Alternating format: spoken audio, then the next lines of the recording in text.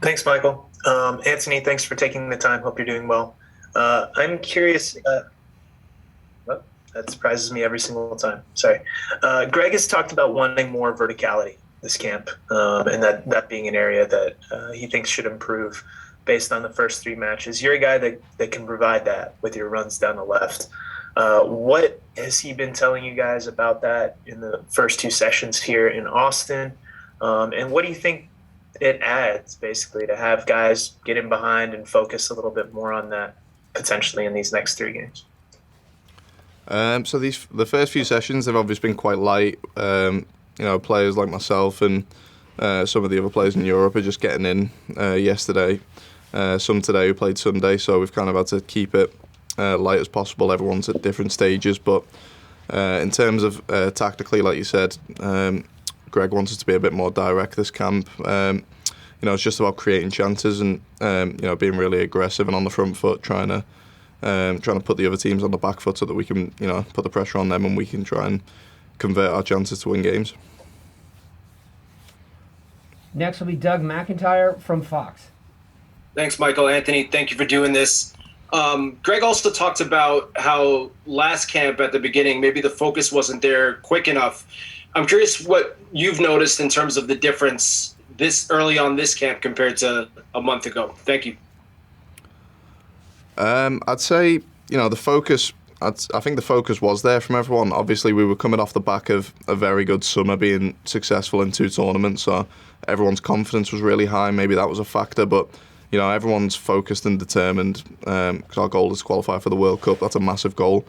And, I think, the amount of people who made their qualifying debuts last camp, it just shows, that's an experience that you have to kind of go through to, sort of see the expectations of what it'll be like. It's all well and good as all saying, you need to realise this is going to be tough, but you have to have been through the games to realise how tough it's going to be. And now we've got a lot of players who've been through that, seeing that it's not just going to be an easy ride. So starting out, our expectations are probably a lot more consistent with each other, and we know what we need to get out of each game.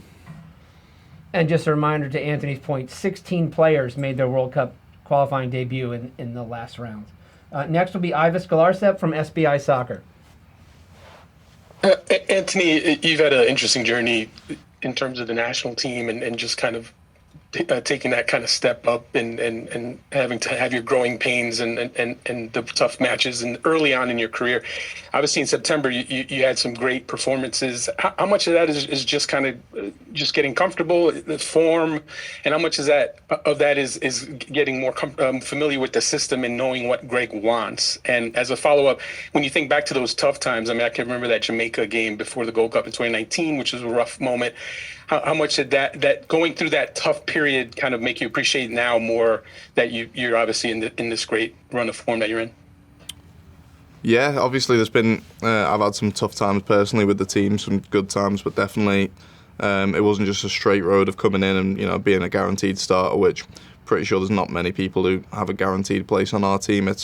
We've all got to work hard, and we all know that we're all going to be needed at different points for different things. Going back to the start, especially when I started working with Greg, for me, it definitely felt like it was taking a while to get used to sort of the system and the roles and responsibilities I had in this team compared to at club level and the different tactics and things. But, as games come and, you get used to playing with the players that I've been playing with for a while now, it gets a lot easier understanding what you need to do. And it felt like it really settled in last camp with that, with sort of my responsibilities on the pitch. And just being confident and trying to enjoy playing my football and playing for my country, which replicated in good performances. Next will be Ron Blum from the Associated Press. Hi, Anthony. When you did the somersault against Honduras after the goal, was that spontaneous? Were you thinking about that then? Did you hear a lot about it from teammates when you got back to England and friends? Yeah, that was always, it's a celebration I've been wanting to do for a while, to be honest. But the emotions kind of took over me. It was my first goal for the national team. It was such a big moment, so it was just kind of the first thing that come to mind at the time to celebrate in a way that was something that I used to do as a kid.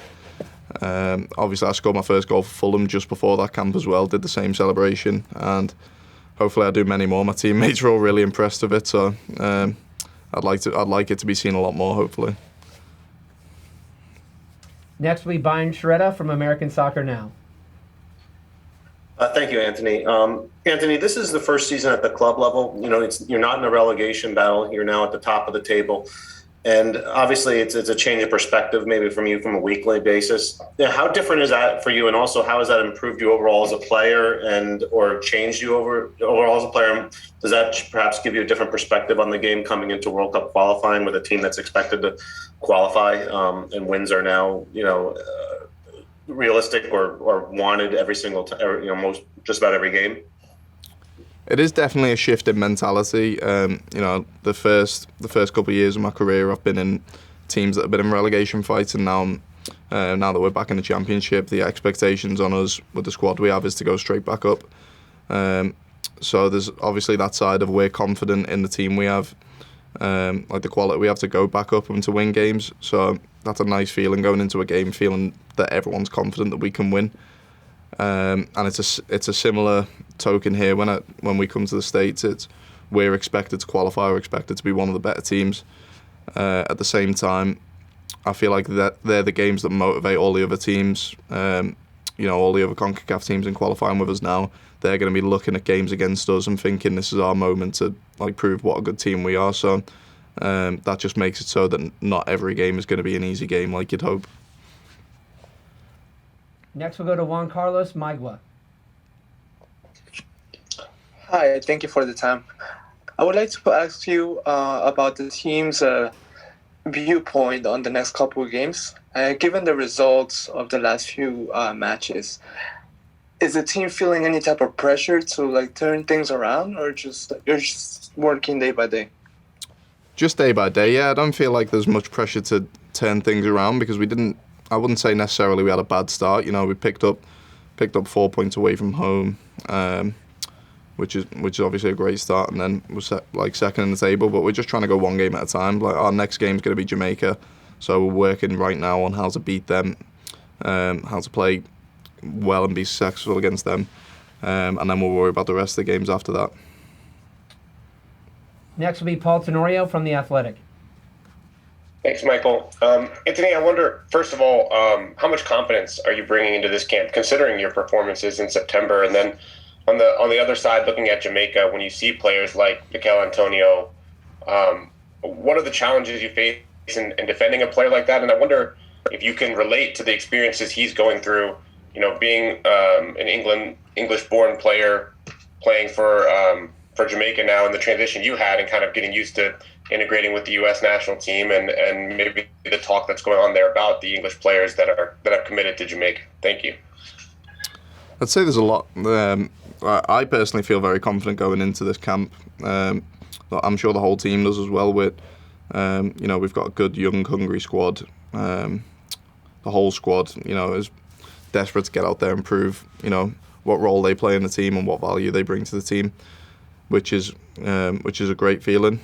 Going against a tough Jamaica side next up, who've got a lot of quality players, a few that I'm familiar with, played with and against, and it's definitely going to be a test. Like you mentioned, Antonee, he's a quality player. He's been really successful in the Premier League the last couple of years, and he'll be a challenge to defend. But it's ultimately going to come down to how they've set up as a team against how we set up as a team, and not just individual players. So as long as we get our setup right and our strategy to how we're going to nullify him and beat them as a team, I don't see it as an issue.